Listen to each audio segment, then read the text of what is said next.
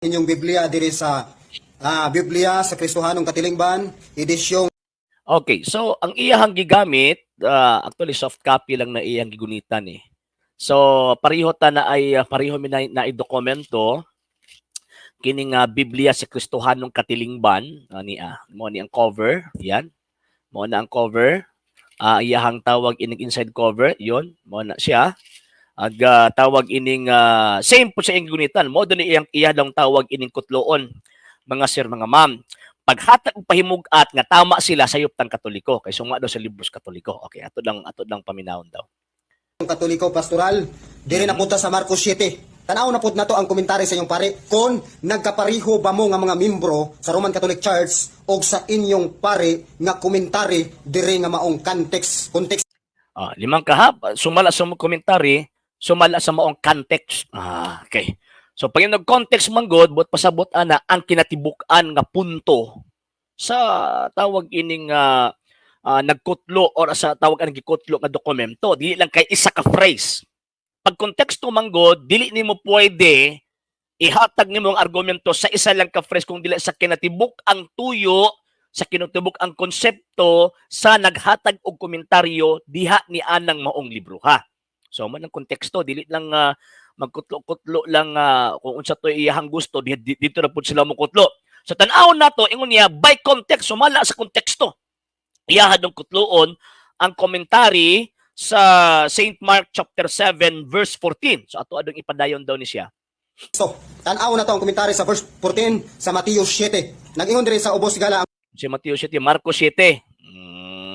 Okay, sige, Marcos 7 basig sipyat lang siya. Dili Mateo 7, Marcos 7, chapter 7 verse 14. komentary ha. Ang importanteng tulumanon sa mga Hudiyo mao ang ritual sa kaputli sa kaugalingon. So dire ang iyang gibasa ang komentaryo sa tawag ining mga scholar sa atong simbahang Katolika nga kala ko nung St. Mark chapter 7 verse 14 ingon pa dinhi ang importanteng tulumanon sa mga Hudyo mao ang ritual sa kaputli sa kaugalingon. Dili ritual sa Seventh-day Adventist ug di pud ritual sa Iglesia Katolika. So ato aning klaruhon daan ha kanang man kay siyempre ang understanding ani kining giingong nga ritual sa mga Hudiyo dinhi mo appeal man siya ani. Mo appeal man siya. Sige ato na i-continue. Walay tugtan pagsimba kung dili makahimo ining ritual. Unsa man na siyang ritual? Ato lang iatras balik. Ang importanteng tulumanon sa mga Hudyo mao ang ritual sa kaputli sa kaugalingon. Again ha, ritual sa mga Hudyo. Okay, sige continue na to. Ining kaputli lahig kahulugan para nato karon. Ang tawong limpyo o putli mao ang wala mahugawi sa mga butang nga gidili sa balaod. Unsa man nga balaod? Sumala sa tawag ining konteksto nga gipunting sa maong komentaryo, balaod ka na, ritual ka na sa mga Hudyo. Again, ang premise, ang importanteng tulumanon sa mga Hudyo, mao ang ritual sa kaputli sa kaugalingon. Unsa man ang ritual sa kaputli sa kaugalingon? Dili sila tawag ining musimba kung ang tawag ining tao nahugawan siya pinaagi sa pagsupak niya sa balaod. Unsa man tong balaura? Mao tong balaod sa mga Hudyo. O sa lokunitan ng litan daw anak nga mingon na siya nga tama daw ni sila. Yung mga 70 sige daw. Take note, pananglitan ang baboy o kiniho giisip nga hugaw dili makaon. Okay. Kinsa man ang nag-isip ana nga mahugaw og dili makaon? Balaod sa Kristiyanos? Balaod man sa Hudyo, imo na ganang gibasa ang importanteng tulumanon sa mga Hudyo mao ang ritual sa kaputli sa kaugalingon. Ha? Importanteng ritual sa mga Hudyo, dili importanteng ritual sa mga Kristiyanos. Unsa man tong ritual sa mga Hudyo nga importante para sa ila, sumala sa ginawa sa balaod, pananglitan ang baboy o kuniho giisip nga hugaw nga dili makaon kinsa man na mga Hudyo. Way labot ang mga Kristiyanos. Problema ani mo mga tawhan na kay nagbasa-basa og dokumento. Wa sabot.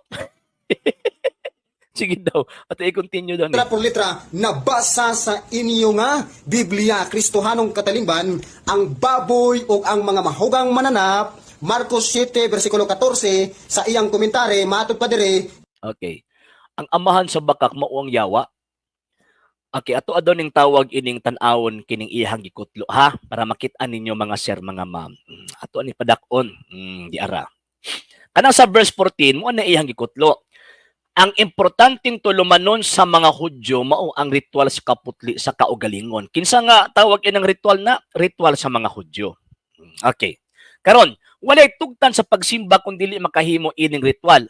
Unsa man klase nga pagsimba na? Pagsimba sa mga Hudyo. Kining kaputlian lahig kahulugan para nato karon. So buti pasabot kanang maong rituala lahi na sa karon.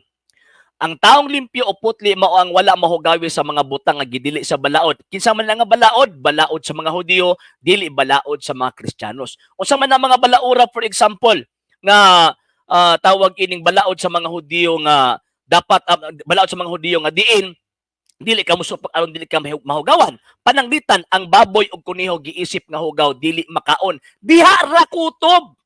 Ingon niya tawag ining unsa na kanang basahon nato ni by context. Ingon niya by context. Pero ang iyang gibasa half truth lang. Ngano man kay naa pay continuation. Ato aning basahon mga sir ha. Atong ipadayon, ang giriglang babayo ang giagasag dugo giisip nga hugaw sulod sa gitakdang mga adlaw wala tugti sa paghikap nila o bisag kanang girigla bawal na para sa ilaha. Di na sa Kristiyano sa para na sa mga Hudyo. Amot ng aning mga Seventh-day Adventist concerning anang babaeng girigla. Ang sanlahon hugaw sab hangtod sa maayo sila. So katong mga naay sakit hugaw sab na para sa ila. Kung masudan o bakukang ang lana kinahanglan ilabay kay hugaw. Kung ang tao hugaw bisag wala tuyo kinahanglan maglinis sa kaugalingon pinaagi sa tubig o paghalad og mga sakripisyo naa din sa mga Sabadista. Nagitukod ni Ellen G. White kining Seventh-day Adventist nga wala man. Dihay panahon nga mapuslanon kini mga balaura kay makatabang sa paglikay sa sakit sa mga tao. Pinaagi ini maampingan sab ang pagtuo sa mga Hudyo. Dili pagtuo sa mga Kristiyano ha. Maampingan sab ang mga pagtuo sa mga Hudyo nga nagpuyo taliwala sa mga pagano ang wala makaila sa Dios. Kay dakong puruhan ang mga Hudyo nga gitaliwad-an sa mga taong lahig tinuan ngadto sa masuyop ngadto masuyop og matakdan sa ilang batasan og tinuuhan. Apan kon ang mga Hudyo dunay kaugalingong ritual nga sundon dayag na lang nga malayo sila sa lahig tinuuhan og kostumbre. So kanang mga ritual nga naa sa ibabaw nga gidili ang pagkaon sa karning baboy og kuniho kay hugaw kini, ritual kana og pagtuo sa mga Hudyo. Question, sumala sa komentaryo, mga sir, mga ma'am. Nisunod ba ang Ginoong Jesucristo ini? Wa pa dayon nagbasa aning ato ang amigo nga tawag ining membro sa Seventh-day Adventist. Ingon din apan si Jesus wala mo sunod ini. Unsa ko no? Apan si Jesus wala mo sunod ini. Unsa man to? Kadtong pagdili daw kuno sa mga mata, sa mga baboy, sa kuniyo, kay giisip nila nga mahugaw. Wa mo sunod si Jesus ini. Kay alang niya, sumala sa komentaryo, walay binuhat sa Dios nga hugaw. Ang paghikap sa patay o masakiton dili sala, dili manumbaling ang Dios sa bisag unsay kanon sa tawo basta dili makadaot kaniya. O ni buot ipasabot sa gibasa nimong komentaryo.